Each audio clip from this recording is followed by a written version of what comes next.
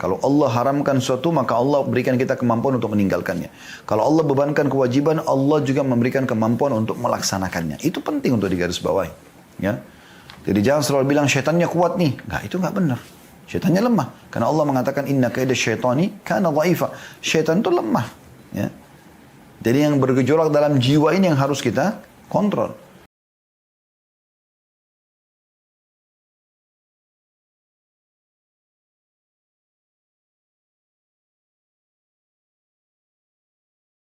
Kita akan masuk ke judul kita pada siang ini teman-teman sekalian, antara kemaksiatan dan masalah. Saya akan bacakan apa yang disebutkan oleh penulis. Kata beliau, ada kalanya seorang pemuda terjerumus dalam salah satu kemaksiatan. Misalnya kita terjerumus dalam kemaksiatan ini. Lalu dia berusaha sekuat tenaga untuk membebaskan diri darinya dan mencari faktor penyebabnya. Setelah mencoba, dia merasa bahwa itu tidak dapat dielakkan dan bahwa dirinya terjerambak dalam satu problem yang membutuhkan sebuah solusi. Ya. Lalu dia bertanya dan mengadu kepada orang yang dia temui untuk bertanya kepadanya tentang solusi dari problem tersebut dan obat bagi penyakit tersebut. Nah, jadi ada kadang-kadang orang terjerumus dalam dosa. Dia mau berhenti merokok tapi dia masih merokok juga. Gimana caranya dia mau keluar? Maka umumnya orang akhirnya bertanya pada orang lain. Kira-kira seperti apa? Mungkin orang yang berpengalaman atau mungkin seorang ustadz. Dia tanya, kira-kira seperti apa nih? Saya bisa keluar dari kemaksiatan saya ini. Pada suatu hari, tukang pos, kata beliau, ya, membawa sebuah surat dari seorang pemuda yang mengadu karena dia terjerumus dalam suatu kemaksiatan.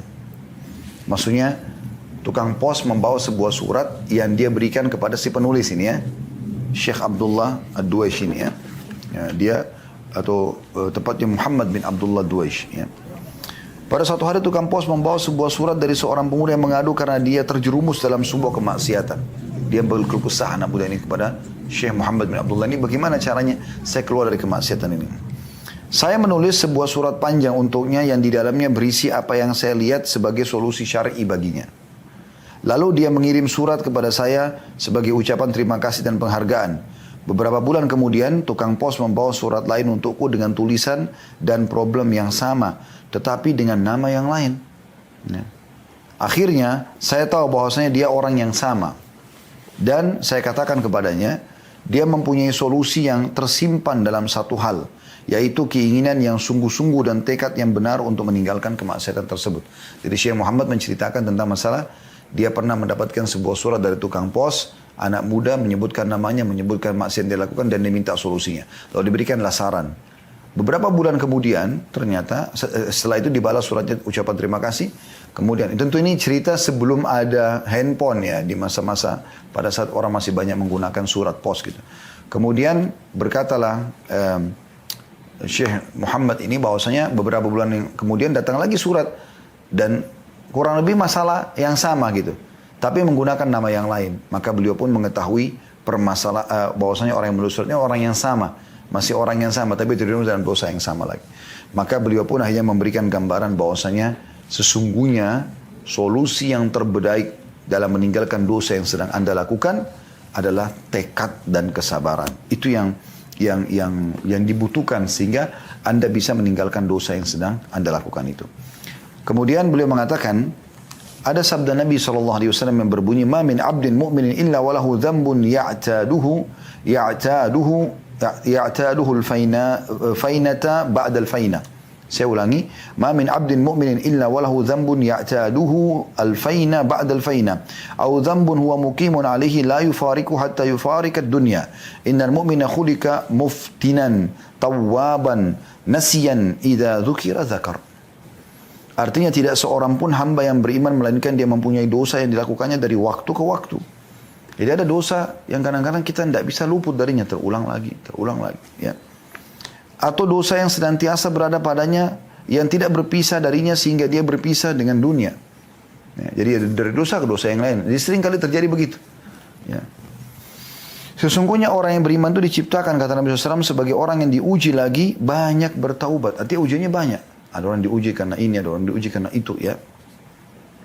Matanya melihat yang haram, telinganya mendengar yang haram, mungkin tangannya menjamah yang haram, kakinya melangkah yang haram. Ada saja yang dia lakukan atau lisannya mengucapkan yang haram, ya.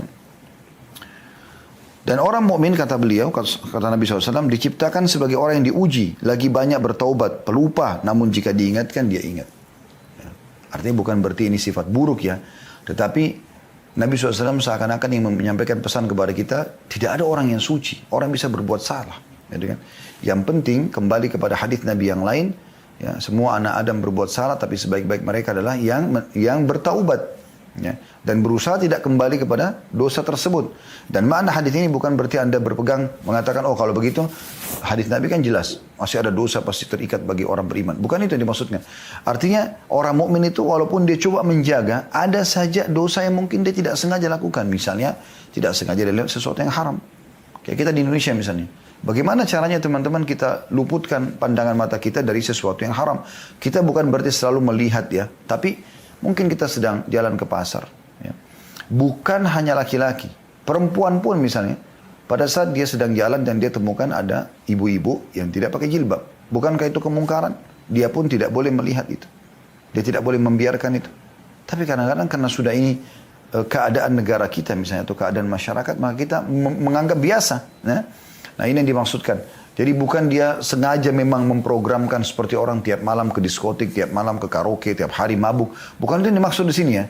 Tapi maksudnya ada keadaan-keadaan tertentu di mana orang beriman sudah coba menjaga, tapi dia masih terjerumus dalam dosa. Maksudnya dia sengaja atau tidak sengaja. Tapi dia berusaha keluar dari dosa tersebut. Ya, dia berusaha keluar dari dosa tersebut. Dan dia bertaubat dari dosa tersebut. Dan mana taubat artinya kembali kepada Allah dan tidak mengulanginya ya. Kemudian juga dia akan mendapatkan pahala di saat itu dengan taubatnya. Ya. Kemudian juga dia lupa, kadang-kadang dia lupa. Kemudian kalau diingatkan dia mengingat. Ini sifat orang beriman. Kata beliau, yang pertama, kendati pun semua kemaksiatan. Jadi ada solusi dari beliau tentang masalah tekad untuk meninggalkan dosa itu. Beliau mengatakan yang pertama, kendati pun semua kemaksiatan mempunyai beberapa sebab dan pendorong, mempunyai pencegah dan solusi, namun solusi hakiki adalah tekad dan kesabaran. Jadi saya ulangi, kendati pun semua maksiat mempunyai beberapa sebab dan pendorong. Misalnya orang tertarik dengan lawan jenis, misalnya orang mendengar yang haram, misalnya orang menjamah, misalnya dan segala macam ya. Mempunyai pencegah dan solusi, tapi dia juga bisa mencegahnya. Namun solusi, ya, dia mencegah misalnya dengan dia meninggalkan. Ini tempat kalau dia lewatin dia teringat masa lalunya, maka dia cari jalan yang lain misalnya. Ya, kan ada saja, dia tinggalkan teman-teman yang buruk komunitasnya, kan itu. Itu bisa saja terjadi sebagai solusi dalam hidupnya. Tapi beliau mengatakan solusi yang terbaik yang pertama bagi orang yang mau meninggalkan dosa ya, adalah mereka punya tekad dan kesabaran. Bertekad betul, enggak saya harus hijrah, saya harus menjadi orang lebih baik, saya harus berubah gitu kan. Saya harus ibadah. Dia tekankan pada dirinya itu dan kesabaran. Ya, saya pernah jelaskan teman-teman sabar di 3 hal. Sabar dalam mengerjakan ketaatan, karena untuk sholat malam, untuk baca Quran, untuk berzikir, untuk hadir dalam majelis ilmu seperti ini misalnya, untuk segala macam ini butuh kesabaran. Ya. Kemudian juga meninggalkan dosa butuh kesabaran, godaan besar, kita manusia, kita lemah, kita butuh sabar pada saat datang godaannya. Ya. Dan beda pahalanya antara orang yang sedang diuji oleh Allah Subhanahu Wa Taala karena ada godaannya dan dia tinggalkan, dia sabar, dengan orang yang meninggalkan dosa karena tidak ada peluangnya. Ya. Dan yang ketiga sabar terhadap ujian harian. Kata beliau, seandainya seseorang kehilangan kunci mobilnya di padang pasir yang tandus, maka pilihan satu-satunya baginya adalah mencarinya. Ya, di padang pasir yang tandus tidak ada lagi orang situ, kuncinya hilang. Lalu apa solusinya? Dia jalan kaki juga mungkin sulit mendapatkan jalan, maka tidak ada jalan lain kecuali dia harus mencari kunci tersebut. Dan ini pekerjaan yang berat dan sukar, karena bisa saja tertanam ke dalam tanah pada saat itu. Ketika dia bertanya kepada orang yang dapat menunjukkannya untuk memecahkan problemnya, maka dia tidak akan mengatakan kepadanya lebih dari ucapan, carilah dia di tempat kamu menghilangkan kunci tersebut. Mungkin dia akan menjawab, aku telah melakukannya tetapi tidak berhasil. Maka dikatakan kepadanya, kamu tidak punya pilihan lain selain itu. Jadi ini jawaban pertama bagi orang yang terus berbuat dosa dalam hidupnya, tapi dia berusaha keluar. Kita tidak bicara tentang orang yang terus-menerus berbuat dosa karena dia menganggap remeh dosa itu. Ini berbahaya. Menganggap remehnya ini bisa masuk dalam istidraj atau tahapan penyiksaan kalau dia ya terus membiarkan dirinya sementara dia tahu dia harus kembali tapi dia tidak mau kembali. Ya, kita sedang bicara orang yang berbuat dosa tapi dia merasa menyesal dan dia coba keluar ya dari permasalahan tersebut dan kadang-kadang dia masih terjerumus dalam dosa yang sama. Jadi yang pertama tekad dan kesabaran. Bagaimana kita bertekad, udah saya bertekad saya tidak akan mengulangi. Lalu dia bersabar, dia kontrol dirinya walaupun dia ingin sekali. Dan yang kedua, orang muslim mengetahui dengan yakin bahwa Allah Ta'ala tidak mengharamkan baginya kecuali apa yang dia sanggup meninggalkannya. Artinya apa yang Allah haramkan ini sebenarnya kita bisa tinggalkan. Dan tidak mewajibkan kepadanya kecuali apa yang dia sanggup melakukannya. Ini poin perlu digarisbawahi ya. Jadi Allah tidak membebankan apa yang haram itu kecuali memang kita mampu meninggalkannya. Seperti misalnya teman-teman Anda pergi karaoke, pergi ke diskotik. Kan Anda mampu sebenarnya untuk tidak ikut. Bisa kan gitu. Anda diajak untuk melakukan minum khamr, minum keras. Anda bisa sebenarnya meninggalkannya. Bukan tidak bisa. Cuma butuh sedikit tekad dan kesabaran gitu ya. Begitu juga Allah tidak bebankan satu kewajiban kecuali Anda sanggup melakukannya. Seperti sholat 5 waktu, puasa Ramadan. Dan sudah pernah kita jelaskan, begitu mudahnya sebenarnya mengerjakan ibadah-ibadah ini. Hitungan menit saja, gitu kan. Kalau sholat misalnya, kalau zikir misalnya, kalau berdoa misalnya. Begitu juga dengan puasa, hanya setahun sekali walaupun sebulan. 11 bulan Anda tidak diwajibkan puasa. Ini kita bicara masalah hal yang diwajibkan ya. Begitu juga dengan zakat, setahun sekali dan bagi yang mampu. Haji sekali seumur hidup bagi yang mampu. Selama perkara itu haram kata beliau, maka Anda pasti memiliki kemampuan untuk meninggalkannya. Ya, ini perlu ditanamkan dalam diri. Tidak ada sesuatu yang berat untuk kita meninggalkan dosa itu gitu. Dan selama itu wajib, maka Anda pasti memiliki kemampuan untuk melakukannya. Jadi Allah begitu memberikan. Kalau Allah haramkan sesuatu, maka Allah berikan kita kemampuan untuk meninggalkannya. Kalau Allah bebankan kewajiban, Allah juga memberikan kemampuan untuk melaksanakannya. Itu penting untuk digarisbawahi. Ya. Jadi jangan selalu bilang syaitannya kuat nih. Enggak, itu enggak benar. Syaitannya lemah. Karena Allah mengatakan inna kaida syaitani kana dhaifa. Syaitan itu lemah. Ya. Jadi yang bergejolak dalam jiwa ini yang harus kita kontrol. Iblis pada saat dia tidak mau sujud kepada Adam. Kan kita tahu sekarang pimpinan syaitan iblis. Baik, pada saat itu siapa yang goda iblis? Dirinya sendiri bergejolak. Karena jiwa ini kan ada cenderung pada kebaikan, cenderung pada keburukan. Tinggal bagaimana kita bertekad dan mengontrolnya. Kita punya tali kekangan untuk memegangnya gitu ya. Begitu juga dengan kewajiban, pasti Anda mampu mengerjakannya. Allah berikan Anda potensi untuk itu. Kecuali apabila seseorang sampai pada keadaan benar-benar terpaksa, maka ketika itu beban syariat tersebut gugur darinya. Misalnya, dia wajib sholat berdiri. Tapi pada saat itu dia sakit, dia nggak bisa. Maka gugur sholat berdiri. Dia bisa sholat duduk. Duduk nggak bisa, dia bisa baring misalnya. Kan gitu. Ramadan, lagi dia musafir, sakit. Dia boleh ganti di hari yang lain. Kan gitu. Atau misalnya dia hilang akal, gila, ya kan? Gugur darinya syariat, sampai dia sadar. Sebagaimana orang tidur, sampai dia bangun. Sabda Nabi SAW, rufi al-qalam an thalatha. Diangkat pena catatan amal, ya, amal baik dan juga dosa itu dari tiga orang. Ya. Anil majnun hatta yafiq, orang gila sampai dia sadar. Anis sobi hatta yahtalim, anak kecil sampai dia balik. Wa anin naim hatta yastayqid, dan orang tidur sampai dia bangun. Ya. Kemudian yang ketiga, bedakan antara sesuatu yang sulit dan sesuatu yang mustahil. Sulit berarti Anda bisa, mustahil berarti memang Anda tidak bisa gitu kan. Antara sesuatu yang berat Anda tinggalkan dan sesuatu yang sulit. Beban syariat di dalamnya pasti ada semacam beban bagi seseorang hamba, tapi itu adalah beban yang dia sanggupi. Karena Nabi SAW sudah mengatakan, hujibatin naru bisyahawati wa hujibatin jannatu bil makarih. Neraka itu diliputi dengan syahwat-syahwat, sedangkan surga diliputi dengan hal-hal yang tidak disukai. Hadis riwayat Bukhari dan Muslim. Artinya, sebenarnya Allah haramkan itu mudah untuk ditinggalkan. Allah berikan potensi untuk itu. Dan sesuatu yang Allah perintahkan mudah juga untuk diamalkan.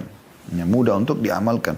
Jadi kalau Anda berpikir ya, bahwasanya ini dosa, mustahil saya tinggalkan, itu salah. Itu maknanya. Anda pasti bisa tinggalkan. Gitu. Karena Allah tidak haramkan kecuali Anda mampu meninggalkannya. Gitu. Pasti bisa. Cuman bagaimana kembali ke poin pertama, tekadnya. Dan kemudian mulai bersabar. Kata beliau, tetapi seseorang hanya akan diberi pahala karena menjauhi kemaksiatan apabila nafsunya mengajaknya kepadanya. Demikian pula seseorang hanya akan diberi pahala ketika melakukan ketaatan, apabila nafsu tersebut membutuhkan darinya suatu amal dan pengorbanan.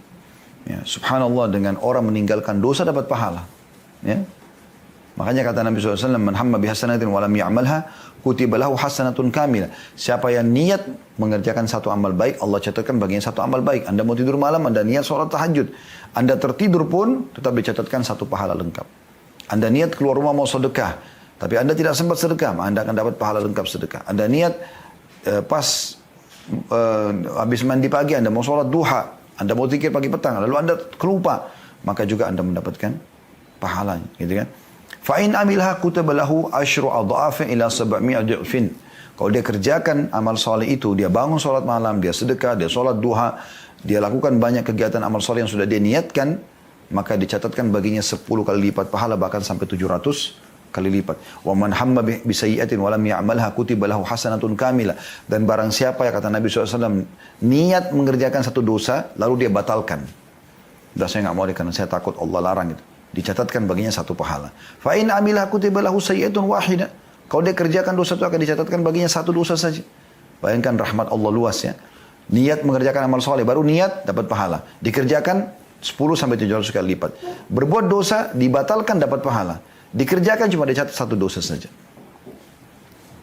Yang keempat, perasaan pemuda bahwa dia jatuh dalam kemaksiatan berbeda dengan perasaannya bahwa dia jatuh dalam sebuah atau suatu problem. Yang pertama, merasakan keterbatasannya, kelemahan imannya dan kebutuhannya untuk mengobati penyakit yang sebenarnya. Itu kalau dia buat maksiat, ya. Adapun yang kedua, dia sibuk mencari sebab yang sebenarnya dan solusi yang syar'i untuk mencari solusi apa yang dia namakan sebagai problem. Karenanya Anda dapati dia berkata kepada Anda, "Saya telah mencoba solusi ini, tapi saya belum mampu. Dan saya juga telah mencoba jalan yang ini, tapi saya belum berhasil." Ya.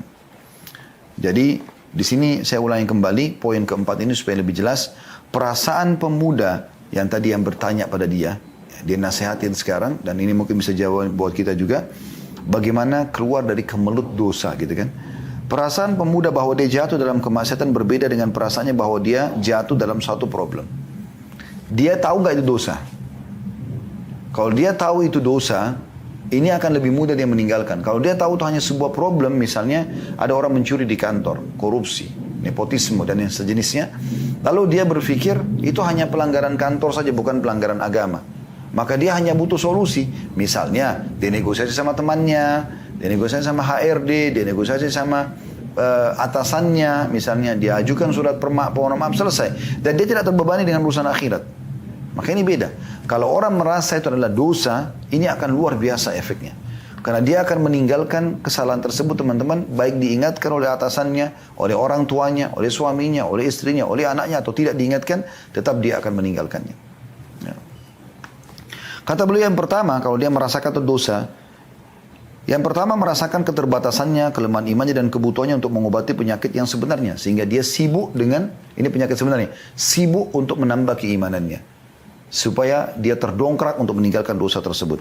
Adapun yang kedua, kalau dia hanya anggap ini adalah sebuah problem, dia sibuk mencari sebab yang sebenarnya, dan kalau dia beriman, dia akan cari solusi syar'i untuk mencari solusi bagi apa yang dinamakan sebagai problem. Karenanya Anda dapati dia berkata kepada Anda, "Saya telah mencoba solusi ini tapi saya belum mampu. Dan saya juga telah mencoba jalan yang ini tapi saya belum berhasil." Jadi kalau ada orang menganggap onaninya, ya, berzinanya, ribanya adalah sebuah problem biasa saja, ya, maka dia hanya minta solusi. Misalnya dia pindah ke perbankan syariah, misalnya dia menikah gitu-gitu kan. Itu beda. Tapi kalau dia anggap itu adalah sebuah dosa, dia akan meninggalkan, teman-teman sekalian, ada solusi atau tidak ada solusi. Karena dia tahu ini adalah kesalahan. Dan ini yang dibutuhkan sekarang.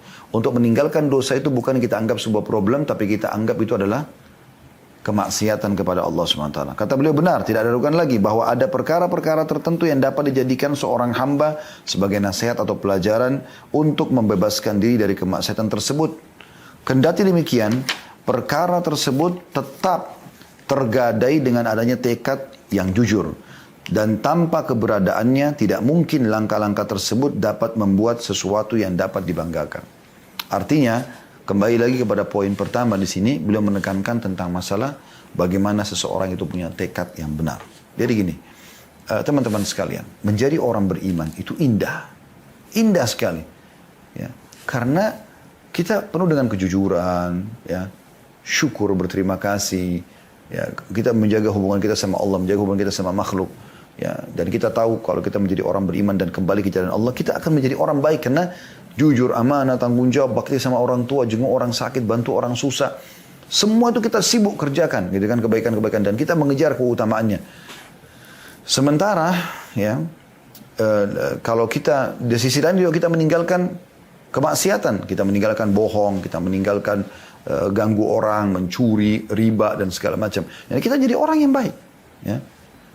Kalau orang yang tidak mau meninggalkan ini semua, teman-teman sekalian, ya, nanti dia tetap dalam kesalahannya, maka dia akan buruk, pasti buruk. Dan di mata manusia buruk, di mata Allah buruk. Misalnya terus dalam bohongnya, terus dalam ribanya, terus dalam mabuknya dan segala. Ini semua hal-hal yang perlu digarisbawahi sehingga kita bisa kembali ke jalan Allah SWT. Dan saya harap dalil tadi yang kita sebutkan teman-teman jangan dianggap sekali lagi, jangan ditunggangi. Dikatakan bahwasanya itu kan ternyata Nabi SAW mengatakan orang beriman tetap akan terjerumus dalam sebuah dosa yang dia tidak berpisah dengannya kecuali pada kematian. Ini dan dia kemudian membiarkan dia tetap dalam ribanya, membiarkan dirinya dalam kebohongannya dan seterusnya karena menganggap inilah yang difahami dari hadis. Padahal keliru. Sudah kami jelaskan. Maksudnya adalah orang beriman itu bisa saja dia terjerumus lagi dalam dosa yang dia sengaja atau tidak sengaja, tapi belum tentu dosa yang sama. Gitu kan? Cuman dia selalu berkecamuk dalam jiwanya untuk kembali ke jalan Allah SWT dan beliau coba memberikan solusi itu.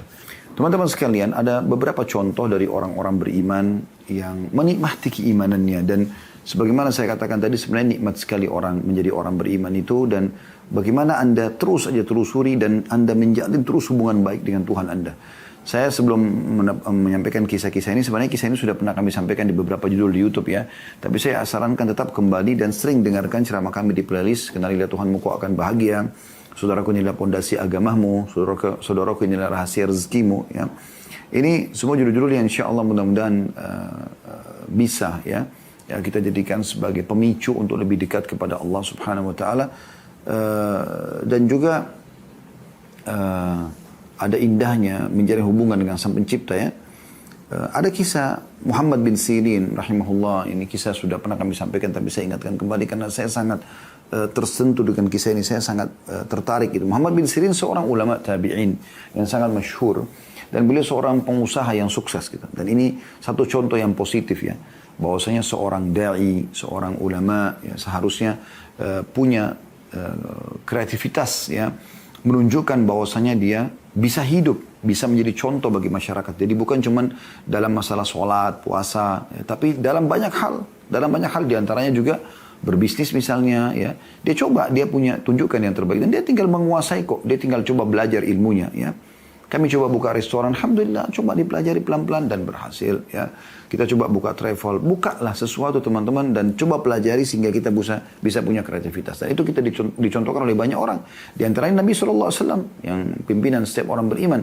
Bagaimana beliau SAW dari umur 8 tahun sampai 21 tahun, ya, itu beliau menjadi pengembala dan itu pun dibayar jasanya karena beliau mengembala dombanya orang-orang Mekah ya. Jadi kalau kita hitung kurang lebih ini sekitar 11 tahun ya, sekitar 13 tahun beliau menjadi pengembala kambing ya, dari 8 tahun di bawah naungan pamannya Abu Talib setelah kakeknya meninggal Abdul Muttalib sallallahu alaihi wasallam, beliau menjadi pengembala kambing sekaligus upahnya untuk membantu pamannya yang beliau numpang di rumahnya. Kemudian dari umur 21 tahun sampai umur 40 tahun menjadi nabi. Ini lebih lama ya, 19 tahun beliau menjadi seorang pengusaha.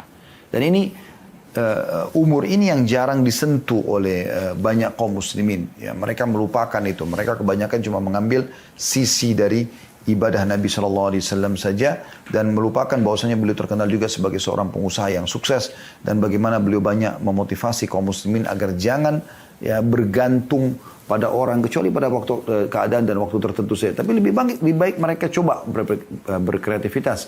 Karena semua orang punya waktu yang sama. 24 jam, punya 2 mata, punya 2 telinga, punya 2 tangan, punya 1 hati dan jantung. Kenapa mereka bisa, kenapa kita tidak bisa? Ya. Harus kita bisa membangun dalam diri kita sebuah motivasi besar, ya, sebuah harapan besar angan-angan yang positif itu boleh dalam Islam ya, supaya kita menjadi orang yang berhasil ya.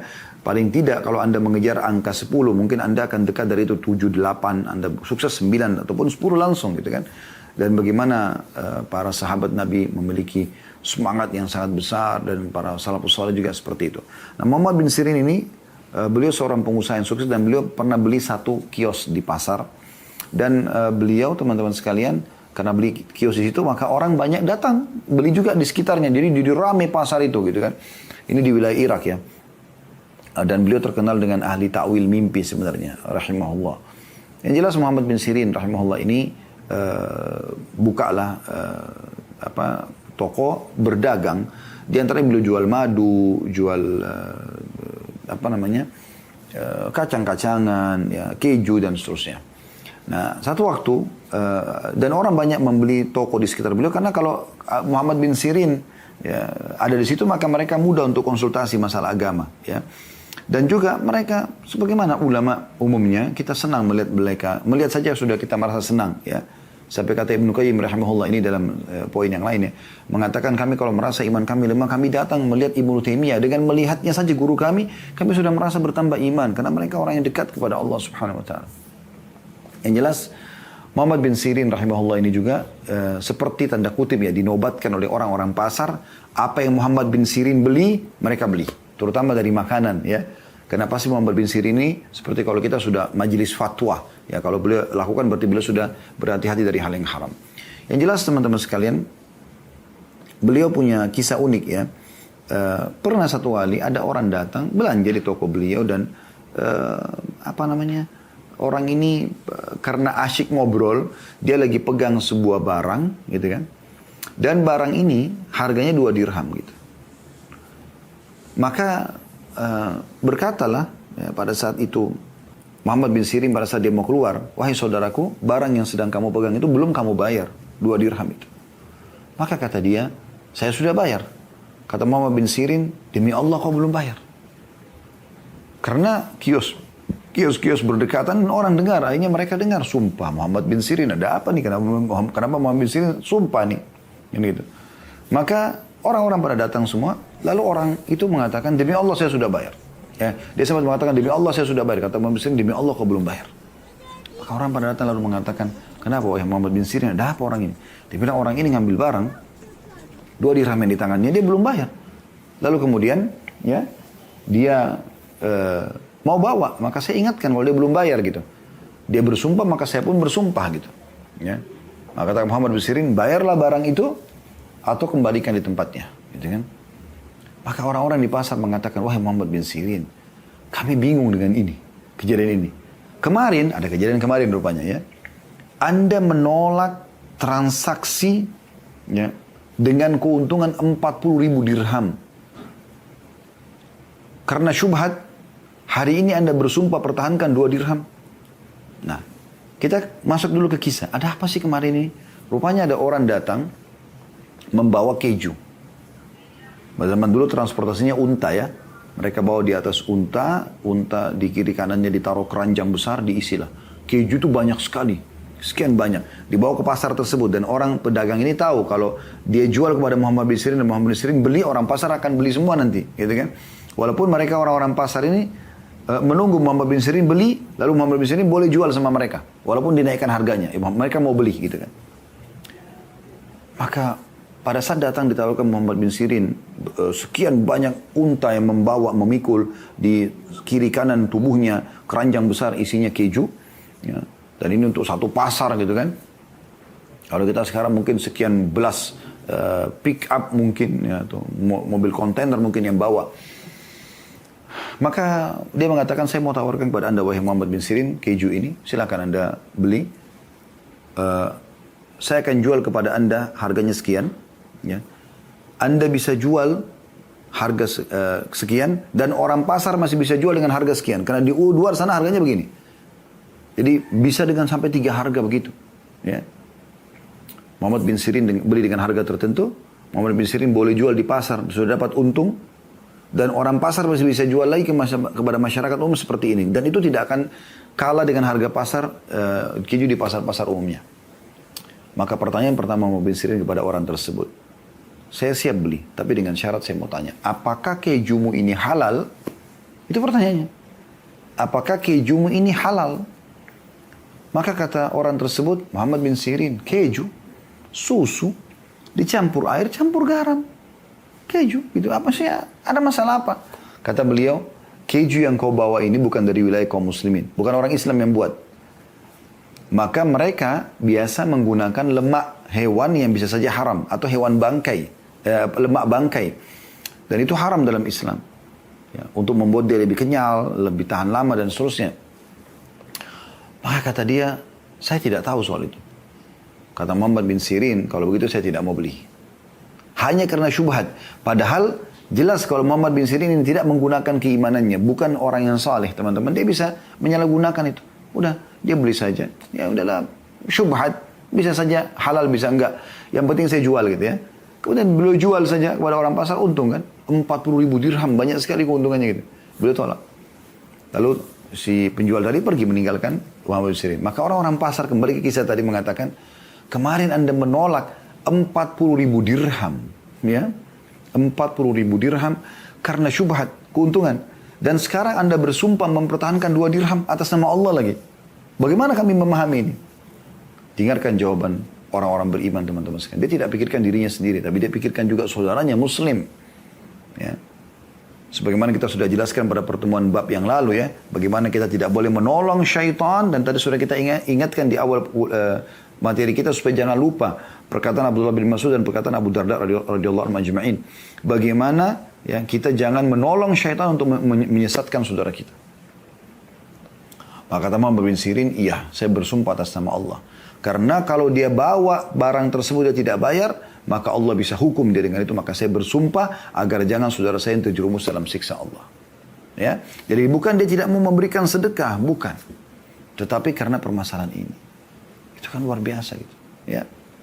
Dan sekian banyak kisah orang-orang soleh teman-teman. Dan ini kisah Muhammad bin Sirin. Kalau Anda mau kembali, Anda bisa dengarkan ceramah kami, indahnya menjalin hubungan dengan Sang Pencipta Allah ya. Ada kisah beliau dengan dengan masalah madu juga ya, yang beliau buang hanya karena kasus ya dimasuki tikus ya. Itu mungkin saya tidak ulangi lagi karena melihat waktu. Tapi ada nasihat beliau yang menarik ya. Beliau sempat mengatakan untuk menasihatin seseorang anak muda, yang anak muda ini sibuk pada saat itu mencaci maki Hajjaj bin Yusuf. Siapa Hajjaj bin Yusuf ini? Seorang pemimpin zalim pada saat itu. Siapa yang tidak cocok sama dia dihukum mati. Jahat sekali gitu. Ya, terkenal ini Hajjaj bin Yusuf di zaman itu. Yang jelas teman-teman sekalian, dan dia banyak membunuh ulama. Ulama yang terakhir dia bunuh adalah Sa'id ibn Jubair rahimahullah, seorang ulama besar. Ya. Yang ini dia berdoa kepada Allah mengatakan, ya Allah, janganlah engkau jadikan ada korban lagi di tangan Hajjaj setelah aku. Dan hukumlah Hajjaj sebagaimana dia bunuh aku, seperti dibunuh dengan 1000 kematian. Maka setelah dia mati, Sa'id bin Jubair rahimahullah, Hajjaj selalu setiap malam tidak bisa tidur dan selalu teriak mengatakan, Sa'id membunuhku dengan 1000 bunuhan. Sampai dia meninggal dalam keadaan seperti itu. Yang jelas teman-teman, ada orang mencaci maki Hajjaj ini. Maka begitu Muhammad bin Sirin lewat, lalu dia pegang tangan orang itu. Apa yang dia katakan? Padahal Hajjaj orang zalim pada saat itu ya. Tapi perhatikan bagaimana para salafus saleh melalui hidup mereka dengan keimanan, dan bagaimana nikmatnya iman itu mengontrol dan mengawasi perilaku dan sikap seseorang. Dia mengatakan, sah ya bena akhi, diamlah wahai saudaraku yang tadi sedang caci maki Hajjaj ini. Fa inna Hajjaj aqbala ila rabbih. Hajjaj yang sedang kau bicarakan ini sedang menuju kepada Tuhannya. Ya, kayak kita di Indonesia, pemimpin negara dicaci maki, pemimpin wilayah dicaci maki, pemimpin perusahaannya dicaci maki. Mungkin ada kesalahannya, tapi seperti itu kurang lebih dicaci maki. Apa kata Muhammad bin Sirin? Ini yang sedang kau caci maki sedang menuju ke Tuhannya. Dia lagi menuju kepada kematian dan akan dihisap oleh Tuhannya. Wa innaka innama taqdumu 'ala Allahi yaumal qiyamah. Dan sesungguhnya kamu juga sedang menuju kepada Tuhanmu, dan kamu akan bersama dia ya, menuju kepada Allah hari kiamat. Satajid anna ahqara adh-dhanb min dhunubika asyarru ala nafsika min a'zam fa'alahu Hajjaj. Dan pada saat nanti kau sedang dihisap sama Allah, maka kau akan temukan pada saat itu dosa terkecilmu lebih berat daripada dosa terbesarnya Hajjaj. Di saat kita sedang dihitung atau dihisap oleh Allah SWT. Ya. Falikulli imri'in sya'an yugni. Setiap orang harusnya dia peduli dengan perkara yang penting bagi dia gitu. Wa'lam anna Allah azza wa jalla sayakhtassu minal hajjaji mimman zalamahum. Tapi ketahui dan sadarilah bahwasanya Allah pasti akan memberikan pertolongan kepada orang-orang yang telah dizalimi oleh Hajjaj. Akan ambil haknya di dunia ataupun di akhirat. Wa yakhtassu lil hajjaji mimman yadhlimuna. Tapi jangan lupa Allah juga akan menolong Hajjaj memberikan haknya dari orang-orang yang menzaliminya. Sekarang Hajjaj menzalimi orang, lalu kau caci maki sekarang. Baik, cacianmu ini kau berdosa kepada Allah melalui Hajjaj. Hajjaj ini punya hak. Kenapa kau caci maki dia? Kenapa kau tidak doakan saja kebaikan? Gitu kan? Fala tashghilanna nafsaka ba'da al-yawm bisabbi ahad. Oleh karena itu mulai hari ini jangan pernah kau caci maki orang lain. Ya, ini nasihat yang luar biasa gitu ya. Bagaimana nasihat ini perlu kita jadikan sebagai pegangan. Ya. Saya tutup teman-teman sekalian dengan nasihat Urwa bin Zubair rahimahullah. Ya. Beliau mengatakan kepada anak-anaknya, ya baniya ta'allamul ilma wa'tuhu haqqah. Wahai anak-anakku, belajarlah ilmu agama itu dan berikan waktu untuk itu. Innakum in takunu sighara qaumin fa'asallahu an yaj'alakum bil ilmi kubara'il qaum. Kalau seandainya hari ini kalian tidak dikenal, maka dengan ilmu Allah akan jadikan kalian orang terkenal. Karena ilmu agama dibutuhkan. Ya. Wa saw'ata hal fid dunya akbahu min syaikhin jahil. Beliau mengatakan, sungguh menyedihkan. Apakah ada sesuatu atau seseorang yang lebih buruk dari seorang yang sudah sangat tua, lalu bodoh dalam agama? 50 tahun, 60 tahun, tidak faham agama. Kemana dia dari umurnya ini semua? Tidak belajar agama. Lalu beliau mengatakan, iyyakum antara sadaqatun annaha sadaqat. Bal i'tabaruha hadiyah tuhdanillahi azza wa jal. Jangan pernah kalian melihat sedekah yang kalian keluarkan ya adalah sedekah umumnya. Tapi jadikan dia sebagai sebuah hadiah yang dihadiahkan, dipersembahkan untuk Allah. Ya. Wala yahdiyanna ahadukum lillahi ma yastahi an yahdiya li azizi qaumin fa inna Allah azza wa jalla azzu wa akramul kurama.